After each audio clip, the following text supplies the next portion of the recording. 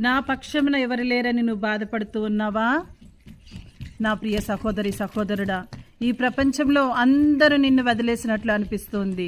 నీ బాధను వినేవారు ఎవరూ లేరని అనిపిస్తుంది. నీ కన్నీళ్లను తుడిచేవారు ఎవరూ లేరని నీకు అనిపిస్తుందా? గుర్తుపెట్టుకో, నీవు ఒంటరివి కాదు. నీ బాధను చూసే దేవుడున్నాడు. నువ్వు నిశ్శబ్దంగా కార్చే కన్నీళ్లను చూసే దేవుడు ఉన్నాడు. మనుషులు నిన్ను అర్థం చేసుకోపోవచ్చు, కానీ దేవుడు నీ విలువను గుర్తిస్తారు. నీ దేవుడు నిన్ను ఎప్పుడు కూడా మర్చిపోడు, నిన్ను గుర్తించుకుంటాడు.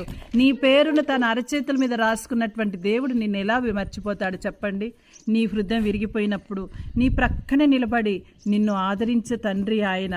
మరి ఎందుకంటే దేవుడు నీ పక్షమున ఉన్నాడు. ఆయన నీ జీవితాన్ని మళ్ళీ ఆనందంలోకి నింపుతాడు. నీ కన్నీళ్ళు ఒకరోజు సంతోషంగా మారే రోజు దేవుడు సిద్ధం చేస్తున్నాడు.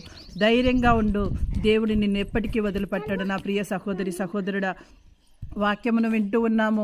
నిన్ను విడవను ఎడబాయనని ప్రభువే మనతో పలుకుతున్నారు. మరి అంత గొప్ప దేవుడు మనకు ఉన్నప్పుడు నా పక్షమున ఎవరు లేరని మనం ఎందుకు బాధపడుతూ ఉన్నాము?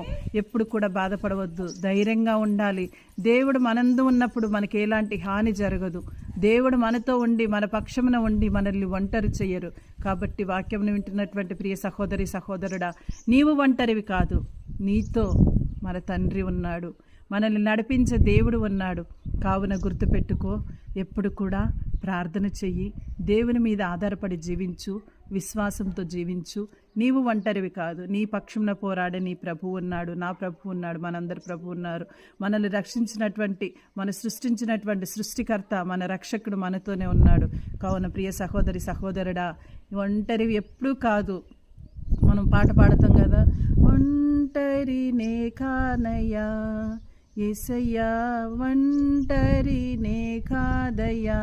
మరి పాట పాడుతూ ఉన్నాము, ప్రార్థన చేస్తూ ఉన్నాం. ఇంకెందుకు మనకి నా పక్షం ఎవరు లేరని బాధపడుతున్నాం? మన పక్షమున మన ప్రభు ఉన్నారు, మన కన్నీళ్ళను చూసే దేవుడు ఉన్నాడు. కాబట్టి నా ప్రియ సహోదరి సహోదరుడా, ధైర్యంగా ఉండు, దేనికి నీ భయపడవాకు.